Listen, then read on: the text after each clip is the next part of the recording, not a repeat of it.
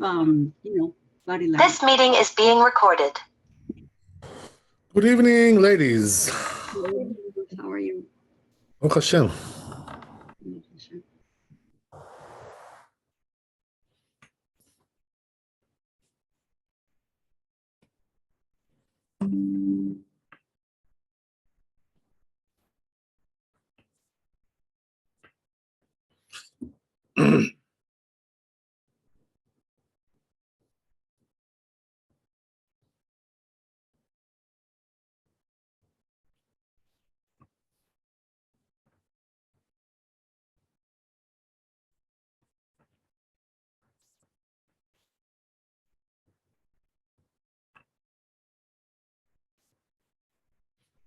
Here we go.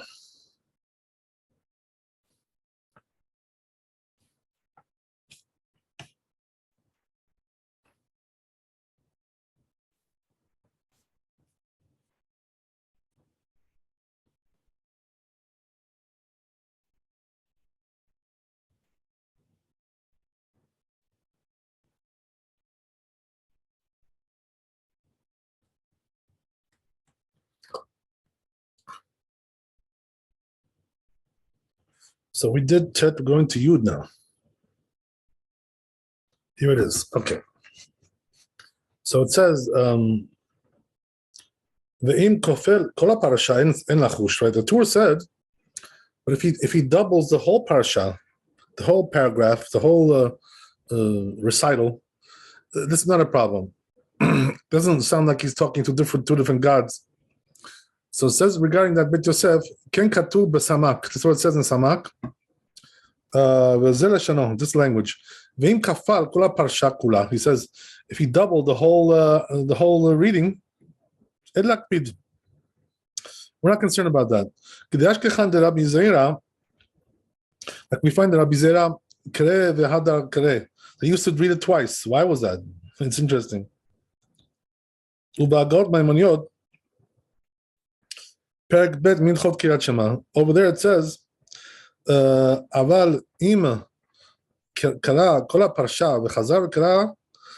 Again, he says the same thing, right? This rabbi, if he read it twice, the whole thing, mizeh lo diber klum, no problem.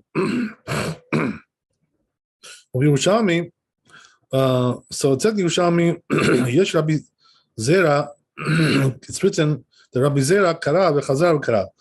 That he read it twice, as we said. V'shema hatam dilma davka al mitato share. So it could be right that we're talking about he would read it again before he went to sleep. So that's okay, because you're reading it later on. U'makom acher matzati Yerushalmi. So it says a different place I found Yerushalmi. Zot omeret. This means to say, but tzibur, that's in the community. Aval b'yachid, when it comes to individual, mutar it's allowed. B'hagavna ad kan shalom. V'chen katav samag. That's what's also in samag. V'Rabbeinu Manuach also katav. He writes, v'hu adin she'im kafal kol parsha. So he says that the same thing applies if he doubled the whole parsha. Shemeshatkin. So if he doubles it, we do silence him there too as well. He doesn't agree with what we just said. Rabbeinu Gadol Mari Avu Havzal, this rabbi, Katav, he wrote, V'zeh leshano, Katav Bahag. The Bahag says, Dafka al mitato yachol lichpol.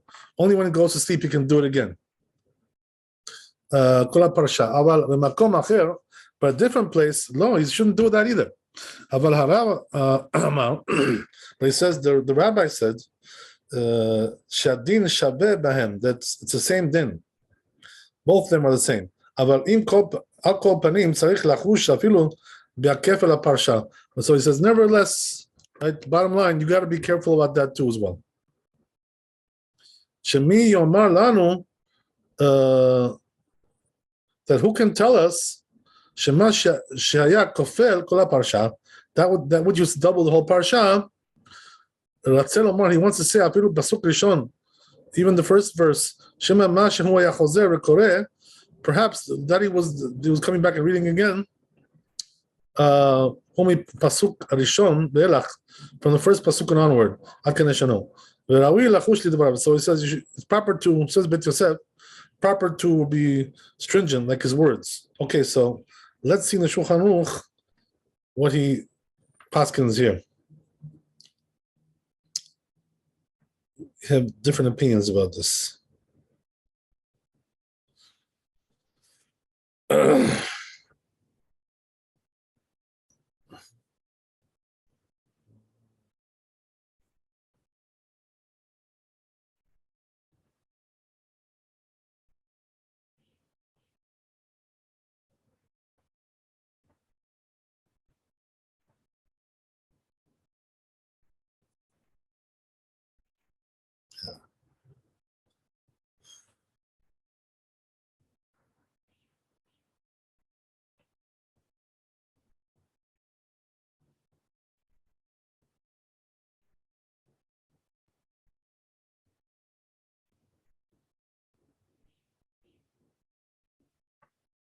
This one we did already, I think. Chat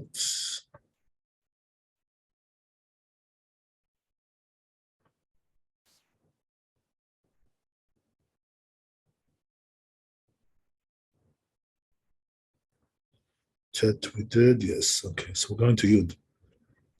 So it says here, al mitato. So he says, when you read the Shema, before going to bed, mutar likrot kol parsha, you're allowed to read the whole parsha. V'lachazor rikotah, so you can do it again.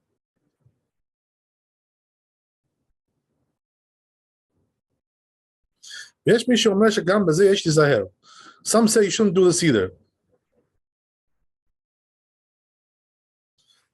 Yesh lizaher min omar pasuk rishon. Don't say the first pasuk. So let's see what the Mishnah Berurah says about this. Just interesting how he understands this thing.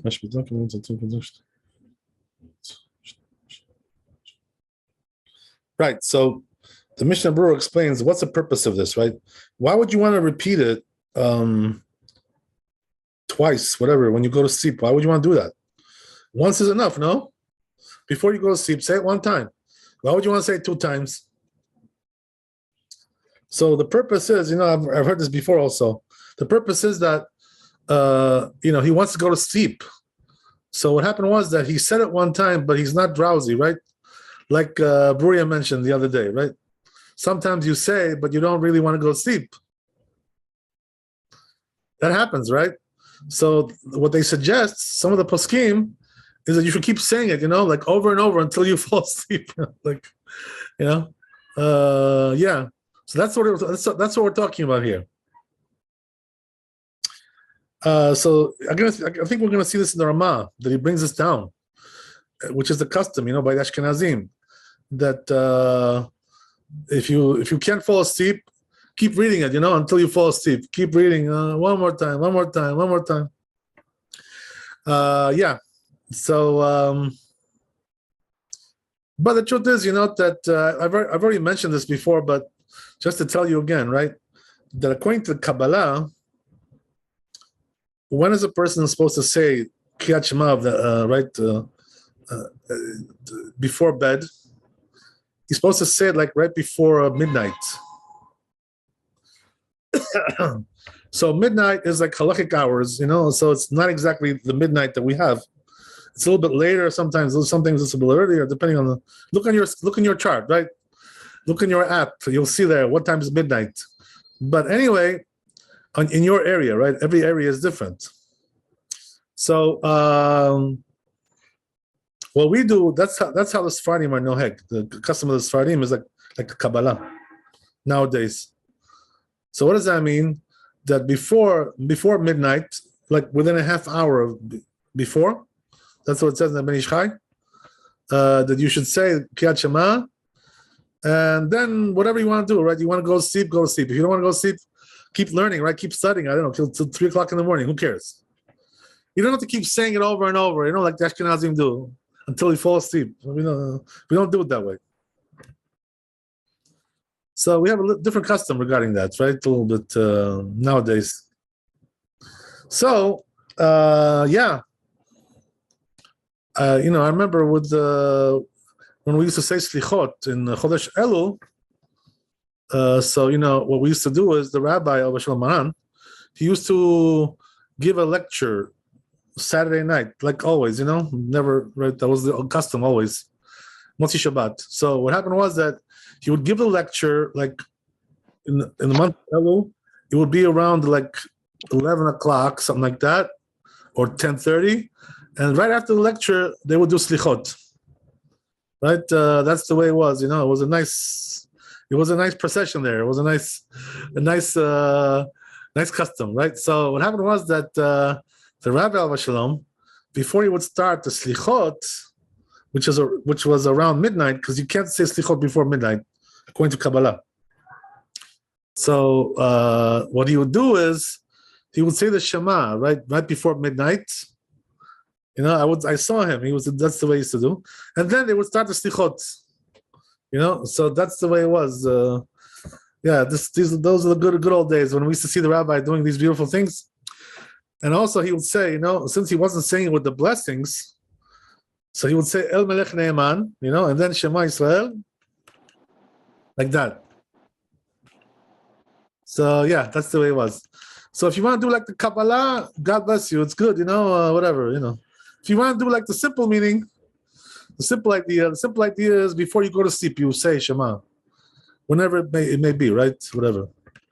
The reason why, according to Kabbalah, you're supposed to say it before midnight is because the neshama, even though you don't go to sleep at midnight, the neshama goes up to be judged at that time, for one split second, goes up to be judged.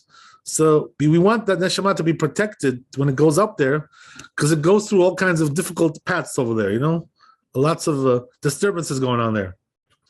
So that's why we want to say Kriyat Shema, in order that it should have success, going up there and coming back safely. So that's why we do it that way. Kavod Harav, I have a question. When you recite Shema Halamita and you go through these different, this path, is that is it true? I heard someone said that, a rabbi, forgive me, that Shema Halamita, because it has the bidui, it helps to fill in the cracks, and then it goes up successfully and it comes down successfully, no? Or no? I'm sorry. So what were you? So what are you saying there? What's different? What's different? The rabbi was saying that reciting Shema Al Hamita with the vidui, it was better in order when like you said, the Shema goes up there and it has an easy path to go up there, and then when it comes down, apparently that Shema with Al Hamita, it has all those letters in the neshama, and so the neshama to go up there. Yes, I understand you. Yeah, it's true. According to Kabbalah, the Mekubalim, the people are Kabbalistic, they see all those things. Ah, okay. They say that we're doing everything. But the truth is that, my Rabbi, Shalom Maran, he didn't say all those things. He said it without the vidui. He just said the Shema, yeah, that's it, yeah. Okay. He didn't do the vidui at that time. Oh. Okay. So each one according to his custom, or what do you call it? The truth is, that there's a Gemara like this, you should know. It says that a Talmid Chacham doesn't need to say Shema at night before he goes to sleep. Why? Because the Torah protects him, the Torah that he learns. So the truth is, that people who are like learning Torah at night, they don't need all these fancy stuff. They don't need all this stuff. But anyway, we do say it. We're not on that level, perhaps, to be totally absolved from saying Shema, perhaps. Some of us may be. You never know. You never know. But anyway. Us commoners, yeah, we need that. I'm sorry? Us commoners, we need that. Okay, if you say so. So. I don't have that kind of merit, so I can't just rely on like. Right. But whatever. Yeah, I understand you. The custom is to say it, whatever. But right, the Kabbalistic stuff that comes afterwards, the vidui and all that stuff. Not everybody says that, Okay, okay. Yeah, my rabbi didn't say it. He wasn't into that stuff. He was too busy learning. You know, I mean, a person who's learning doesn't have time for that stuff. Honestly, you know what? You know what I mean? Yeah. More important things to do. Yes. You know, like it says in the Gemara. It says there, you know, that a person who learns Torah, he doesn't need sacrifices. He doesn't need anything. You know, the Torah atones for him. It gives him kapara. It gives him forgiveness. It gives him healing. Everything is done by the Torah. So basically, it's for losers. Okay, well, It's left. It's You wanna left say- for the losers. you want to say it Nice that way way, to put it. okay? But yeah, I get you. I get what you mean. Okay, so that's the idea, right? So yeah. So as we said, right, there's two different customs. Okay, so let's go to the next one.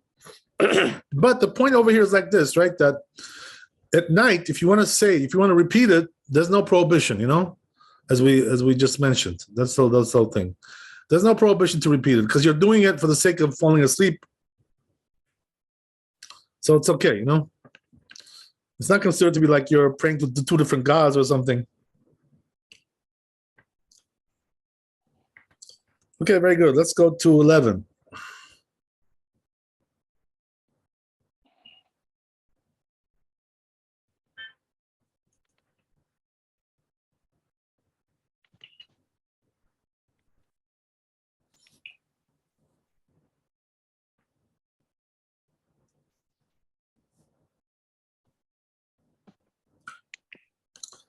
By the way, I want to tell you also, you know, that if a person is really on the level, we're not on this level in this generation, you know what I mean? We're not there. But in the Talmud, times of the Talmud, they were on a very high level, you know, these people, these rabbis. They were able to wake up the dead, you know what I mean? These were like very high level people. So, so what they did, you know, these rabbis, it says in the Talmud like this, like Rabbi Yehuda, you know, whatever. It's like one of the great rabbis of that of the Talmud. It says about him, what would he do? He would go over the whole Torah in 1 month. He would go through the whole Torah to review everything, you know, review. It would take him 1 month to go through the whole cycle. You know, Talmud, Midrash, Zohar, right? And all these things, the halakha, Kabbalah, this, all that, right? Everything he finished in 1 month. And then after he finished everything in 1 month, he would say one prayer, right? So he used to pray once a month, this rabbi. You know what I mean? So why is that? Because a person who's on that level, he doesn't need to pray. He's absolved. You know what I mean? You get the point? Because Torah overcomes everything. We're not on that level, but you know, it's possible to get to that level. That's what I'm trying to tell you, right? So you have to understand that. So the Torah is everything, you know. It's just when you're with the Torah, everything is good. That's the way it is, you know. When you plug in, you're plugged in to life. When you plug out, you're plugged out of life. You know what I mean? So that's the way it is. Okay.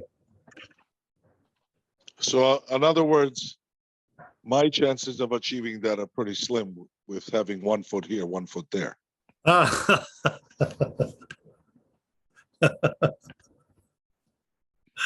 Well, it's your decision. You know what the Rambam says, by the way, right? It says the Rambam, incredible.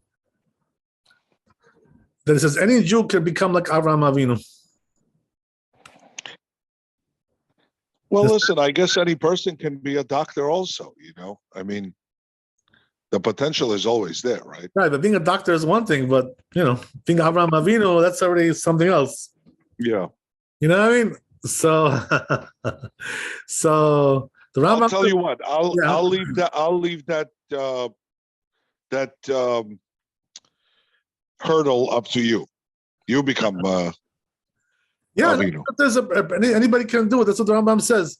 Because there was one time this rabbi, you know, who wrote some statement, you know, and he says, well, we can't get to those levels, you know, of our forefathers, you know, but we do the best we can according to our generation. That's what I said, right? So and then I mentioned, I said, well, it looks like you didn't see the Rambam, because the Rambam says anybody can become like Avraham Avinu. Rabbi, let me ask you something. Since I'm not going to be even close to your level in the next world, does that mean that we're not going to cross paths? I'll never see you again? Oh, God. Wow, that's a strong question. What can I tell you? I'll tell you something. I'm using my imagination here. Maybe I've been watching too many movies. The truth is, that the Ramchal talks about this. I mean, Moshe Chaim Luzzatto. You know what he says? Which is, by the way, very true and very well known. That a person who's not really spiritually on a very high level, how does he get the merit, to go up there, to be in the great places? How does he merit that? He marries a horrible wife. Well, yeah. Let's look at the positive. That's not the negative, right? Let's emphasize the positive. So the positive is like this, says the Ramchal. It's very well known, this concept, that you get it by clinging on to a master, somebody who's like a big tzaddik, So if you cling on to somebody, you become like a talmid, it's disciple, right? Wow. You like that word, disciple, right? I love it. If you become a disciple of a big rabbi, he gets you in. You understand? I see. Because you're part of it. You're part of his entourage. That's the whole thing, So the person who hasn't achieved perfection, he has to get in by clinging to somebody who's going in that direction. You know what I mean? Interesting. Yeah, that's the way to do it. It's a group kind of thing. It's All right. I guess the five of us are coming with you. Yeah, we are. Yeah, we are. I'll tell you something. I definitely, when I was in my earlier days, when I found Maran, the Rabbi of Shalom, then I really knew that I went somewhere. You know what I mean? I said, okay, if I found this rabbi, I'm going somewhere. I knew. Yeah. Because all the rabbis that I met before him, were not on that level, not even close. You know what I mean? Like, it was totally different. It was something else altogether. It was, Interesting. Yeah, it was something else altogether. It's interesting how my goofy questions, are always. They're actually it's quite a deep question.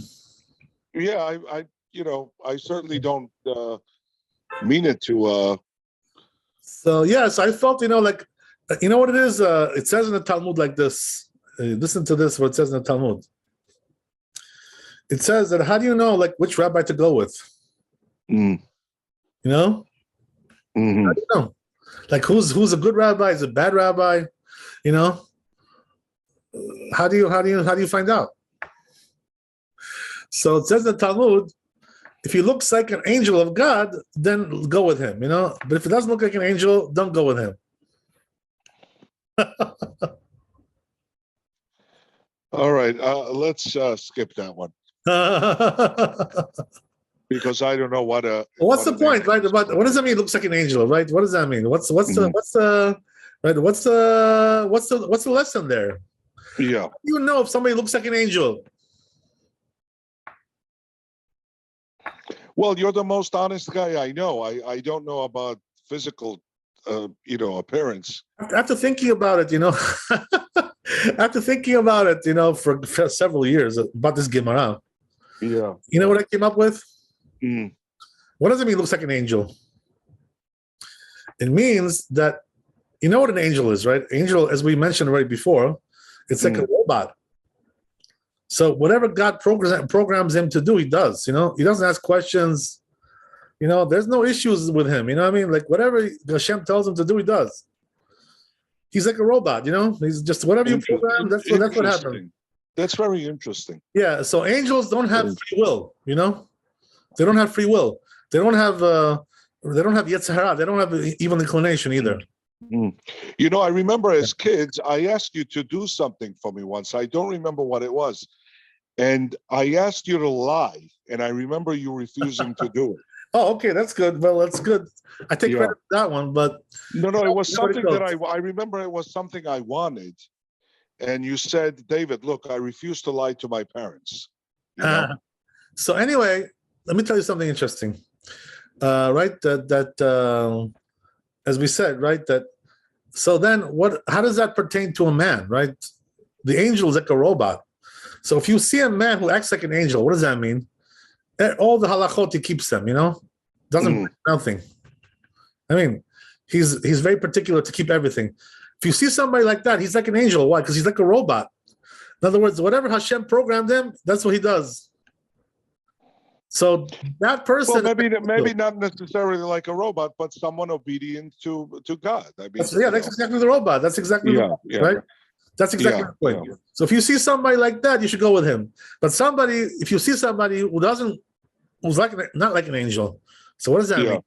What does that mean? That he doesn't always keep the halakha. Sometimes he keeps it, sometimes yes, sometimes no, he's a little bit lazy, a little bit daisy, a little bit questionable, a little bit iffy, not exactly up to par, with everything. So Rabbi like that, you shouldn't learn from him. That's what it says. Why is that? Because he's a hypocrite, He doesn't keep what he preaches, you know what I mean? If you preach it, you got to keep it also. You can't have it both ways. All right, so how do you expect Otherwise you're hypocrites. How do you expect us to make a decision? I mean, if you want us to go with you, we'll just have to take your word for it that you're obedient all the way. I don't know. Look, what can I tell you? I'm not talking about myself, but I'm talking about my rabbi. He definitely was in that category. You know what I mean? So that's why I went with him, because all the other rabbis that I saw were not on that level. Well, he's gone now. I mean, Yeah, but I got some good time with him. You know what I mean? Some quality time.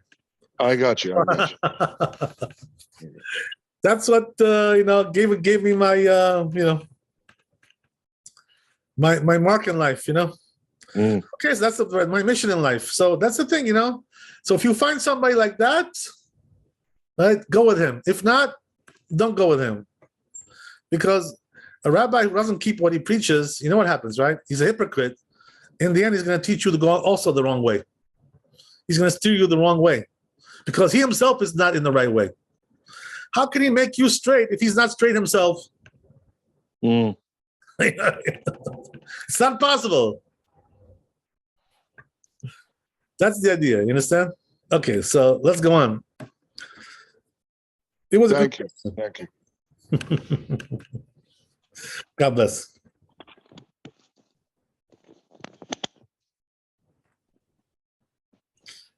Like we see, all these big rabbis, that we had in our generation, whoever they may be, right?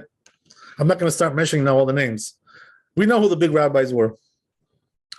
They all had people flocking to them, everybody was flocking to them. They wanted to get a piece of the action, like, oh yeah, let me get a piece of that rabbi, oh man, I got to get something in there. I got to get in there with him. Why is that? Because they all want to straighten themselves out. And they feel that this rabbi can straighten them out, They feel that this rabbi can really, reel them in. You know what I mean? If you feel like that, that's a good thing, So you go to this rabbi because you know that he's straight. So if he's straight, he can also straighten you out.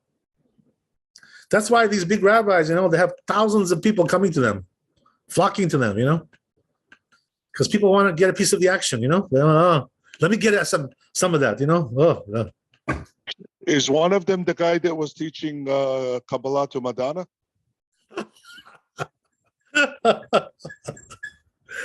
That what do you call it?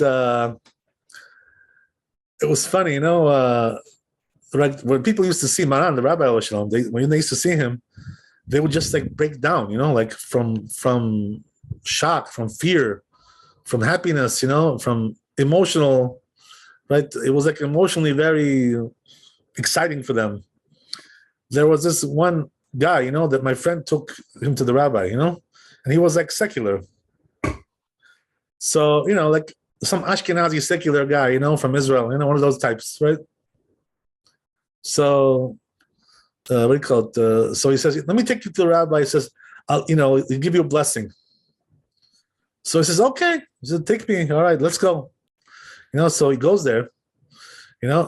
Once he went into the room, where the rabbi was, he got so excited, he bent down on his knees, he kneeled, and he kissed his, he kissed his feet, he kissed his legs. He got so excited. That's the way the rabbi was, he inspired people like that. Like you could feel, that this man is like, he's going to get you through. You know what I mean? That's the way it felt. All right. Make sure you wear sandals next time. What do you call it? There was one time I had a guest over, when I was in Yerushalayim, and she was like a convert, nice lady, right, young lady, a black girl from America. And she wanted to convert, whatever. She was converting, whatever it was, or she already converted. I don't remember exactly. So what do you call it? So she saw a picture, of the rabbi in my house, So she asked me, she says, "Who's this rabbi that you have on your wall?" So I was like, "Oh, that's my rabbi." He says, "Can I become like his groupie?" And I'm interested in becoming his groupie. Tells me. Okay. I was like, all right, that sounds good to me. Whatever you say.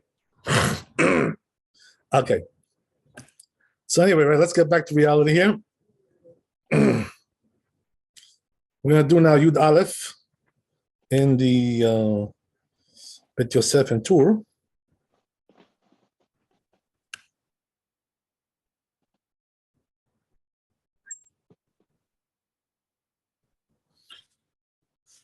Yeah.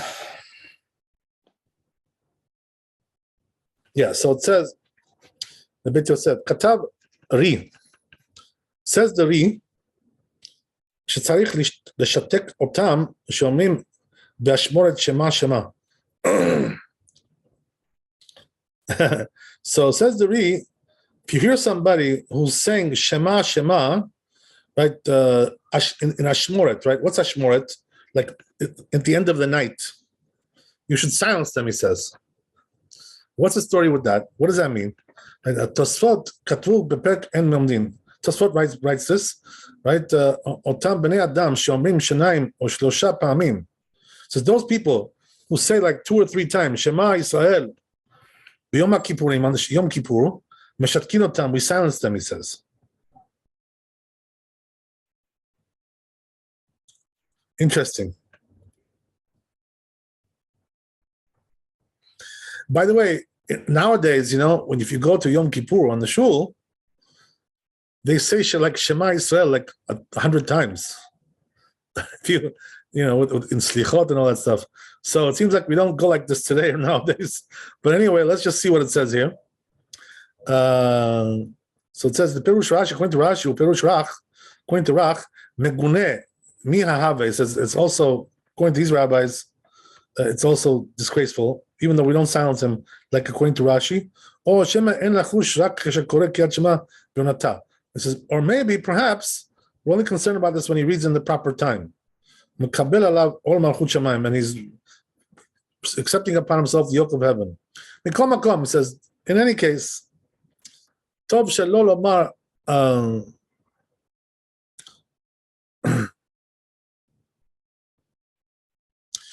it's good not to say this, says it's good to refrain anyway. That's the language of this rabbi. So, Adkan, but the Rosh, Katab al Perush Rashi, he writes regarding the Perush of Rashi, Ulefichach says, therefore, Otam Bnei Adam, those people, Shomim B'Yom HaKippurim, they say on Yom Kippur, Achar Siyum Tfilat Neila, after Neila, Shnei Pamim, or Shalosh Pamim, Shema Yisrael, they say like 2 or 3 times, Shema Yisrael, Meshatkin Otam, we silence them, right? I hate to say it, but nowadays, the custom is just the opposite of this, right? That we do these things. Custom is to do it. So the custom is not like this now. But anyway, the mechizek shtei rishot, it looks like it says it's like different gods he's praying to. Ad kan leshono, ve'Rabbeinu Yonah katav, says Rabbeinu Yonah, lefi Perush Rashi, according to Perush Rashi, kashe, it's difficult, That's what he says, right? In slichot, we do say it several times. So how does it come out? Pasuk shel Shema Yisrael. Shema Yisrael, we say several times. But he says, you know what? Those people, they say that since they have a custom to do so, from their forefathers, mikama shanim, from the days of yore, and they say, all the community says it, so you see from there, they're not doing it to pray to two gods, whatever, right? Therefore, we're not concerned, he says. That's exactly how we do today. Okay, good. So that's Rabbeinu Yonah. And now what he claimed, he says, to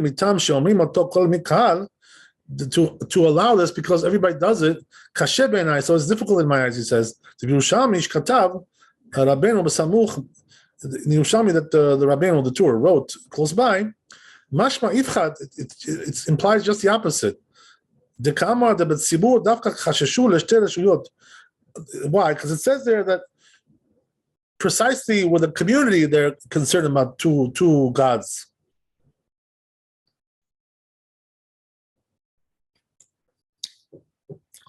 In Ken, so it says, if so, kol she'omrim oto hakahal, so then if they're saying in the community, there's even more of an issue there. So he says, perhaps, we can answer like this. That over there, when this individual says it in the community, but when everybody says it together, right, there's no concern, because we know we're not doing it for that purpose of staying two gods. So what's the halacha? He says, so he says, we paskin like the rabbis who forbid this, right? But the truth is, nowadays the custom is not like that, right? So let's see the Shulchan Aruch. Interesting. So he says, so he says, the ones who say with slichot in the morning, right, late night, Yom Kippur also Yom Kippur, but tefillah neilat bet pamim. Say prayer of neilah 2 times. Pasuk Shema Yisrael. Yesh la'amdam shelo yamru. So he says we should teach them not to do it, right? So then why do we do it today? We don't go like this. So this is exactly what I've told you, right? That many things that when it comes to prayers, we go like the Kabbalah, So we're not really so concerned sometimes about these things because we go according to Kabbalah when it comes to prayers. Let's look at the Mishnah Berurah, see what he says about this. Interesting.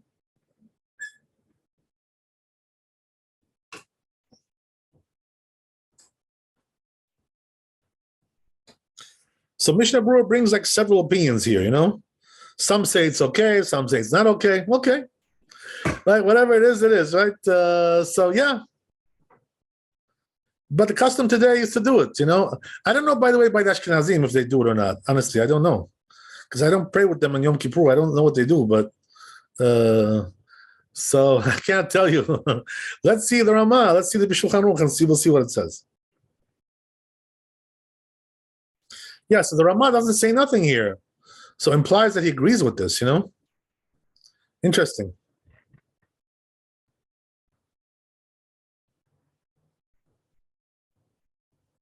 Okay, good. Let's go to Yud Bet.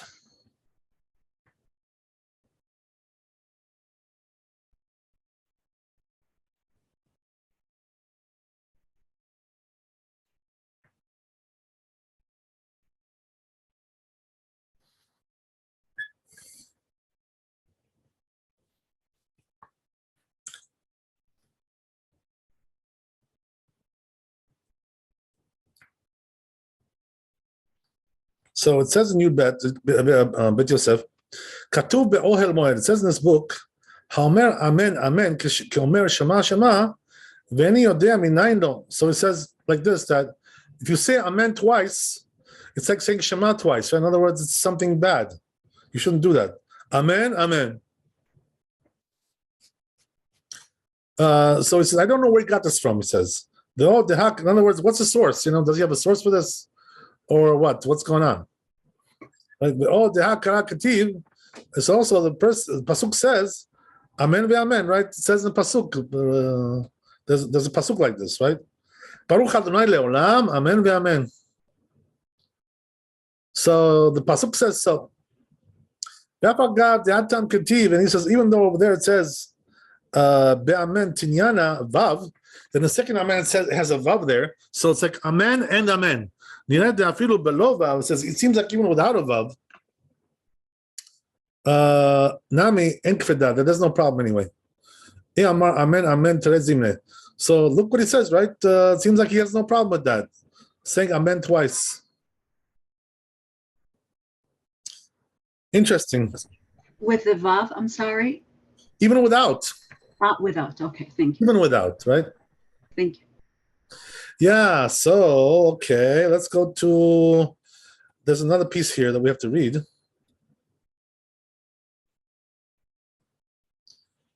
That's very interesting. So it says, hey,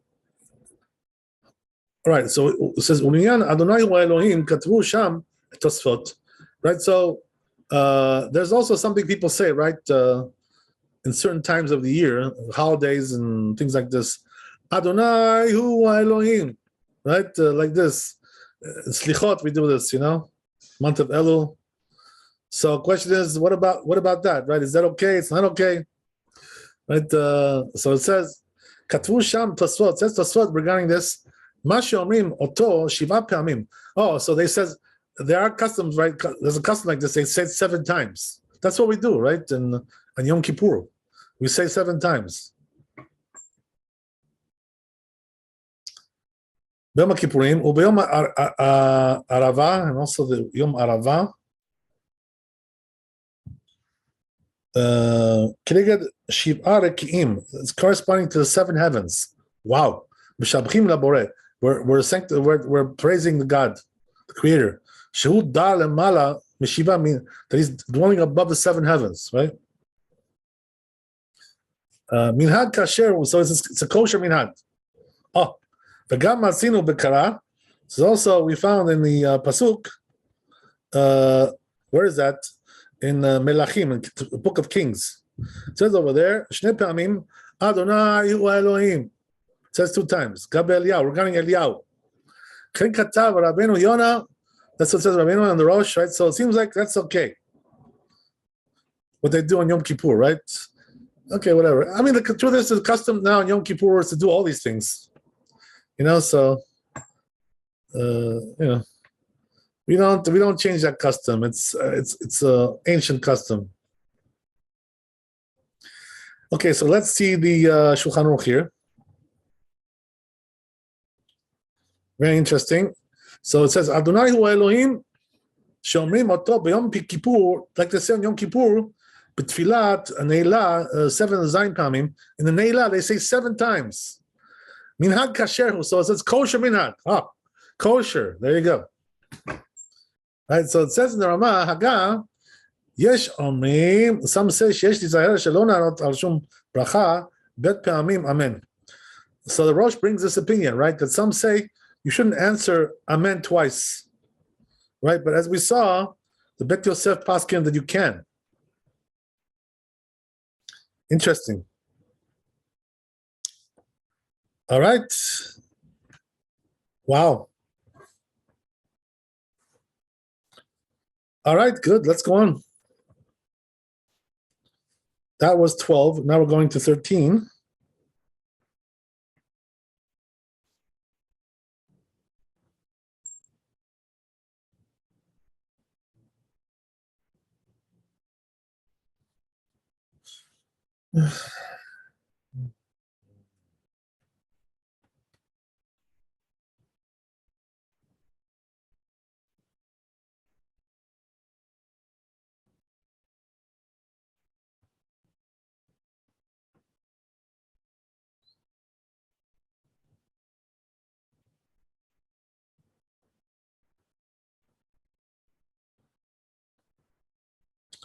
I don't see it. Let's see the Shulchan Aruch for a second.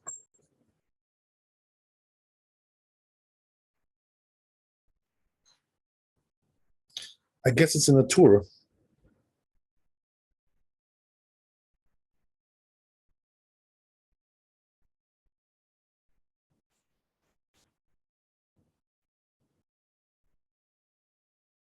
Right. So then it says the Torah like this.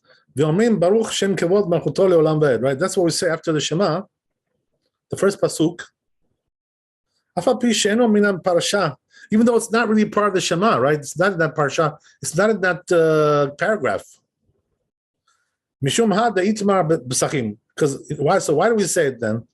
Because it says in the Gemara Psachim, the parshat Makom Shenahagu Nun Vav Amud Aleph. Kisharaka Yaakov Levanav, when Yaakov Avinu called his sons, right, to gather them, to bless them, whatever, right? Bikesh legalot lehem haketz. So what he wanted to do is to reveal to them the time of Mashiach, right? When is Mashiach going to come? Right? So what happened was that at that point, the Shekhinah was removed from him, so he wasn't able to tell them the time, So now we don't know. That's the problem, right? We don't know when Mashiach is coming. Could be tomorrow, could be the next day. Who knows? You should know, by the way, I'll tell you a secret, right? There's a rule in the Gemara that says that if Eliyahu didn't come today, Mashiach can't come tomorrow. Why? Because the tradition is that Eliyahu comes the day before Mashiach. So since we didn't see Eliyahu today, we're not going to see Mashiach tomorrow. That's your sign, right? Once you see Eliyahu, you should know the next day Mashiach is coming. Not Eliyahu B'Yashvili, David. Not that guy. We're talking about Eliyahu the prophet, right? That much I do know. Okay. Not that guy. Yeah. Okay. So okay. So that's the way it is, right? So Eliyahu was coming the day before. So what happened was that he wanted to tell them the time of Mashiach. Can you imagine what would have happened, right, if we knew, right? I guess we wouldn't need Chabad anymore, right? I don't know. Maybe we need them anyway for the hospitality that they do. But they do a lot of good things. So anyway, right? It says, right? Imena Shekhinah Amar Shema Yesh Bechem Shenagun B'Tcho Kulam. So you know what happened, right? That he suspected, since the Shekhinah left him, the divine presence left him, he wasn't able to tell them the time of Mashiach. He suspected maybe one of them is a little bit off the road. He got sidetracked a little bit somewhere. He's not kosher. One of the brothers. So he asked them. He says, "Excuse me, but maybe like one of you was like a little bit, having some issues with faith, right? Whatever, having some issues there." So they told him, "No, God forbid," right? So they said, all of them together, they said, "Shema Yisrael Adonai Eloheinu Adonai Echad." Right? So they told them, right? We believe in one God. What are you talking about? What do you think? We became Christians? What happened? God forbid. Right? That's what he told them. That's what they told him. So once Yaakov Avinu heard that, right, that they all believed in one God, oh, he was happy, right? No Trinity, right? No monkey business, right? So he was like, oh, thank God. So what happened was that once he heard that, he said, right, Baruch Shem Kevod Malchuto Leolam Vaed. He blessed God, right? And this is the reason why we say after Shema this verse, right? Baruch Shem Kevod Malchuto Leolam Vaed. Ve'amina nami hatam. So we also say there, Hechi ne'avid. It says the question is like this though. Okay, we say it, but how do we do it? Nemre lo amre Moshe. The question is like this, Can we say something that Moshe Rabbeinu didn't say? In other words, this is not a part of the Kriyat Shema according to Moshe Rabbeinu. So how can we do something that Moshe Rabbeinu didn't say? He was our teacher, right? So we have to follow his instructions. Lo nemre ha'amre Yaakov. But he says if we don't say it, so then we're not following the instructions of Yaakov Avinu. So either way, right, we're up the creek, right? Excuse my expression, right? We're messed up either way. So then what do we do? So it says, Tiknu lo marato bechashai. So therefore, they decreed to make a compromise, compromise solution. What does that mean? We say it quietly, right? We do say it, but it's silently. We don't say it out loud. That's the compromise that they made. Ad-kan. That's the end of the Gemara there. Nohagim lo amro bechashai. So therefore, he says, the custom is to say it quietly. Afilu b'mkomot shenohagim likrot kula b'kol ram. So it says, even in places where they say it in a loud voice, v'tzarich le'afsik me'at ben le'olam ba'ed. Says you have to stop a little bit to make an interruption there. Between what? Le'olam ba'ed and ve'havta. A little bit of a break there. V'chen tzarich le'afsik ben hayom le'al levavech. Also, you have to make a little break between hayom and then al levavecha. A little break there. Okay, that seems to be already something else. So let's go to Beit Yosef. Kavod Harav, I have a question. So Yes. when we say this silent part, is that when, what kind of kavanah can we have there? If you're fortunate, right, you have kavanah for the words that you're saying. That's the best thing. Right, but we said before that when we said the verse of the Shema, we should have kavanah in the four corners of the world. Was it? Right. This one doesn't have right. So this one doesn't have a special kavanah as far as I can see. Okay. Thank you. It's just a custom, So it seems like they didn't go too far into this whole thing. Okay, thank you. Yeah, it's interesting. Okay, but we'll see. We'll read further. Maybe there is something there, but I don't remember such a thing. But let's see. We'll see. So it says, okay. So now it says, let's go to Beit Yosef.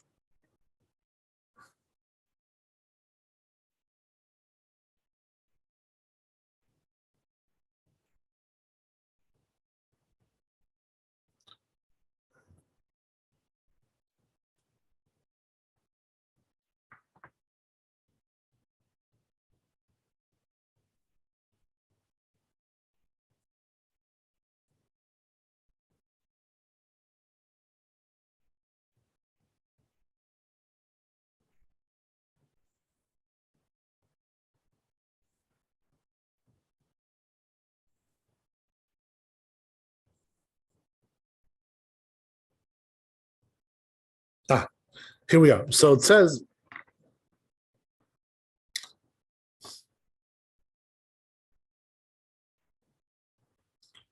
we're doing Yud Dalet, I think. Yeah.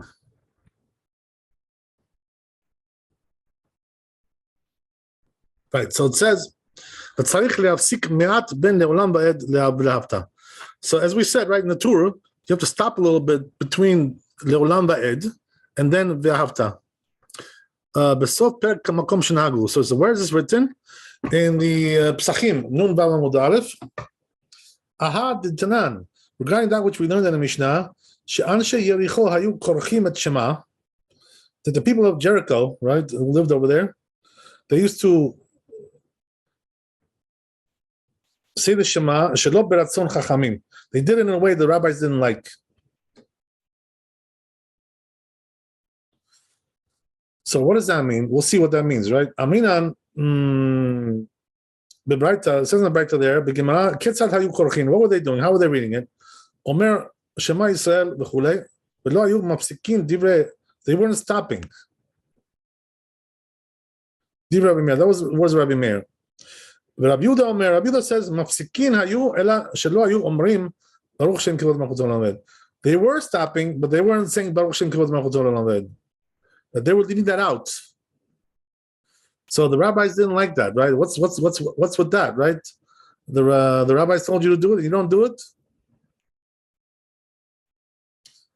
So Rashi explains there. They weren't stopping between this word and that word. Even though you have to go a little bit long with the word echad, as we said yesterday. And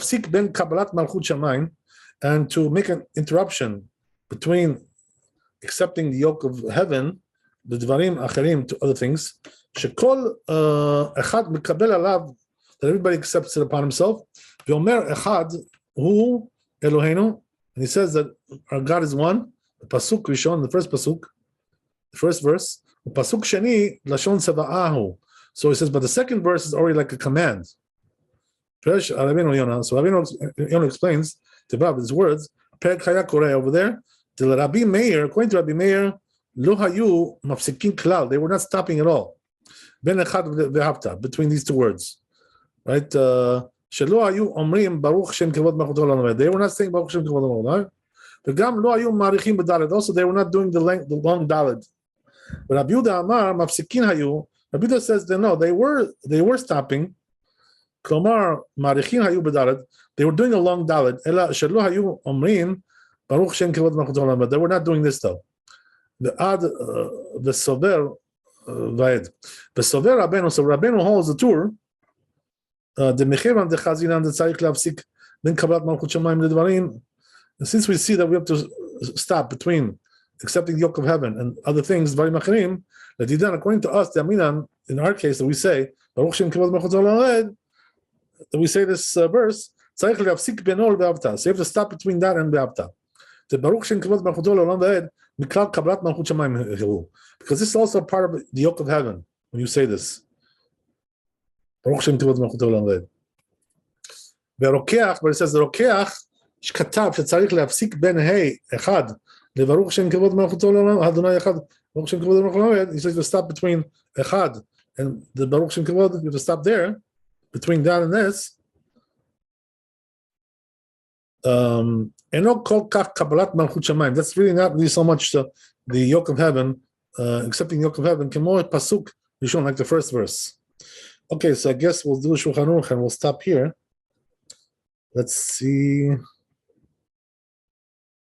Interesting. י"ד. Okay, so it says in Shulchan Aruch, צריך להפסיק מעט בין לעולם ועד לאהבת. You have to stop a little bit between לעולם ועד and then באהבת. Make a little break there. Why? What's the reason for that? כדי להפסיק בין קבלת מלכות שמיים לשאר המצוות. Because you want to make a break between accepting the yoke of heaven, which is the first verse, and the other mitzvot, which is the first paragraph later on. So says the Ramah, ויש להפסיק בפסוק ראשון ביד ישראל, בין ישראל, right? It says also, the Ramah says you should also stop a little bit between the first verse and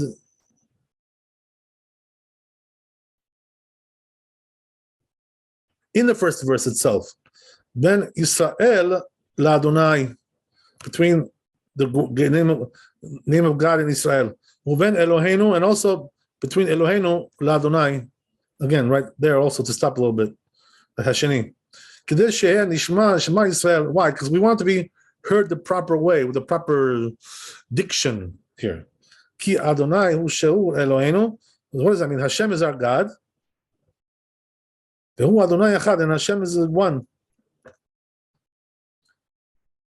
ויש להפסיק מעט בין אחד לברוך. It says also you should stop a little between אחד and ברוך. כי עיקר קבלת מהשמיים מהפסוק ראשון. So because the main acceptance of yoke of heaven is the first verse, right? And then later on it's a little bit less. So therefore you should stop there also, he says. Yeah, so the truth is, that the custom is to do these things. If you're really particular about everything, a person should try to do these things the best he can. Sometimes a little bit difficult. But once you get used to it, it becomes like second nature already. So if you want to practice it, go practice it tonight, right? 100 times, and then we'll continue tomorrow. B'ezrat Hashem. Okay, so be well, blessed with wealth, health, happiness, all good things. Thanks for joining us. Chazak Baruch. See you tomorrow, B'ezrat Hashem, 8:45. God bless you all. All the best. Thank you.